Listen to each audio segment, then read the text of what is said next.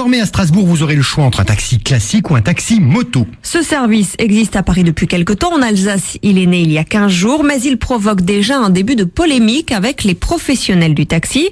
Il faut dire que contrairement à la voiture, la moto échappe aux contraintes légales très contraignantes qui pèsent sur les taxis, comme par exemple les licences. Reportage de Myrtille Sadoun. On ne doit pas dire moto-taxi, mais moto avec chauffeur. L'appellation a déjà de quoi énerver les fédérations de taxi, mais ce qu'ils dénoncent avant tout, c'est une absence totale de réglementation. Dominique Stemmer, président du syndicat départemental des artisans taxi du Bas-Rhin. Ce monsieur, j'aimerais bien savoir sous quel code APE il est inscrit à la Chambre des métiers, sur quelle activité il est déclaré, parce que pour le transport de personnes, ça n'existe pas dans son mode de sa façon de faire. Et il y a d'autres choses qu'il faudrait souligner, c'est qu'un artisan taxi, pour pouvoir travailler sur une agglomération, est obligé d'acheter une licence de taxi qui coûte très cher. Alors ce monsieur se permet de venir travailler comme ça, sans investissement, mis à part sa moto qu'il prend pour ses loisirs, qu'il avait probablement déjà.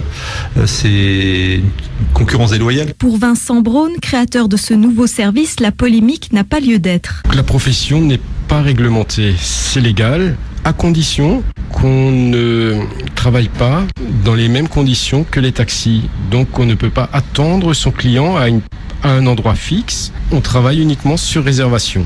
Les clients de taxi-moto sont surtout des hommes d'affaires ou des gens qui ont des rendez-vous. Donc les deux activités sont complémentaires mais pas concurrentielles. Suite aux propositions de la réforme des taxis de février 2008, le gouvernement devrait réglementer cette nouvelle activité dès la rentrée.